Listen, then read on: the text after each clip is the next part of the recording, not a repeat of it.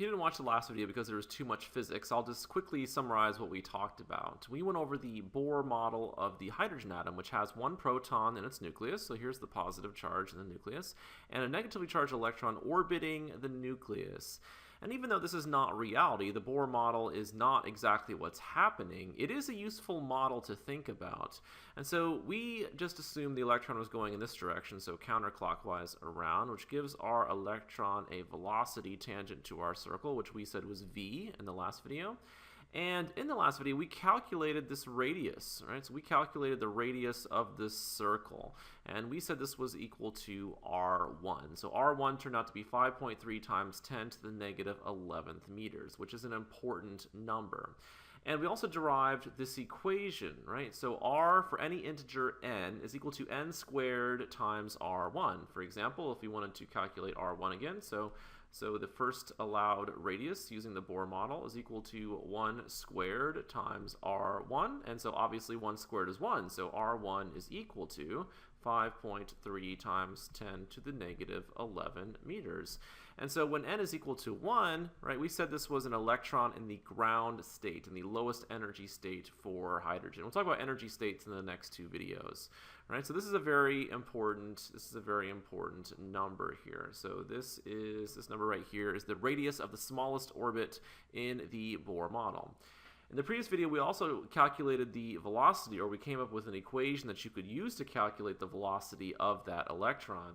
Right, so if you go back to the previous video, you'll see the equation that we derived was the velocity is equal to the integer n, right, times Planck's constant divided by 2 pi m times r, and we figured this out using Bohr's assumption for quantized angular momentum and the classical idea of angular momentum. So if we plug in some numbers here, we can actually solve for the velocity of this electron, right? Because we're going to take this radius and we're going to plug it in down here, and then we know what these other numbers are, right? So we said n was equal to 1, so we're talking about n is equal to 1, so we're going to plug in a 1 to here, right? So this would be a 1. The velocity is equal to 1 times Planck's constant, 6.626 times 10 to the negative 34.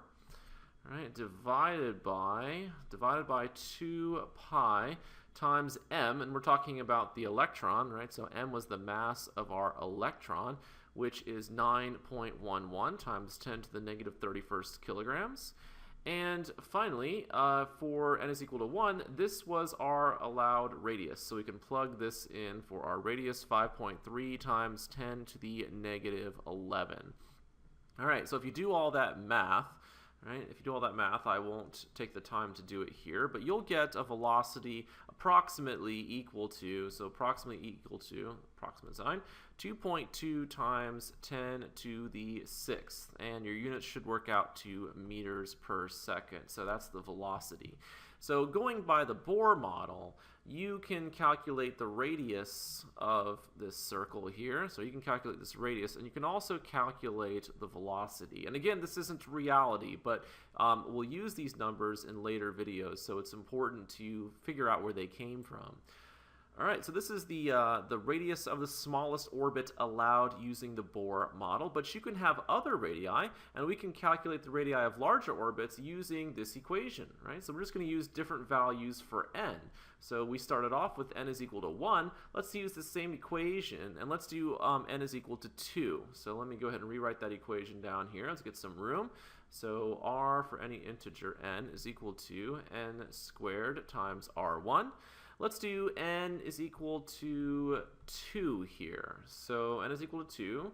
So let's go ahead and plug in 2. So we'd have 2 squared times r1. So r2, all right, the second allowed radii, or the second allowed radius, I should say, is equal to 4 times r1. So if we're thinking about a picture, right, let's say this is the nucleus here, and then this tiny little radius here is r1. If we wanted to sketch in the second allowed one, it would be 4 times that. So I'm just going to approximate. Let's say that radius is 4 times that. So this is R2, which is equal to 4 times R1. And so we sketch in the radius of this next radius here. This is the next allowed radius using the Bohr model. we could figure out mathematically what that's equal to, because we know R1 is equal to 5.3 times 10 to the negative 11 meters. And so if you do that calculation, 4 times that number gives you approximately 2.12 times 10 to the negative 10th meters. All right, so this is our second radius. All right, so when n is equal to 2. Let's do one more. So when n is equal to 3, so let's get a little bit more room here. So when n is equal to 3, right, this radius would be equal to 3 squared times r1. So once again, we're just taking 3 and plugging it into here. And so 3 squared is, of course, 9. So this would be equal to 9 times r1. So our next allowed radius would be 9 times r1. And I'm sure I won't get this accurate, but you can just, it's a lot bigger, right? So this would be r3 is equal to 9 times r1. So I won't even attempt to draw in that circle, but you get the idea. And we could do that math as well. So 9 times 5.3 times 10 to the negative 11 meters would give you approximately 4.77 times 10 to the negative 10th meters. And so these are the different allowed radii using the Bohr model. So you could say that the orbit radii are quantized. Only certain radii are allowed. So you couldn't get something in between, right? You couldn't have something like in between in here according to the Bohr model, so this is not possible. And these radii are associated with different energies, and that's going to be really important, and that's really why we're doing these calculations. So we're getting these different radii here, and each one of these radii is associated with a different energy. So again, more to come in the next few videos about energy, which is probably more important.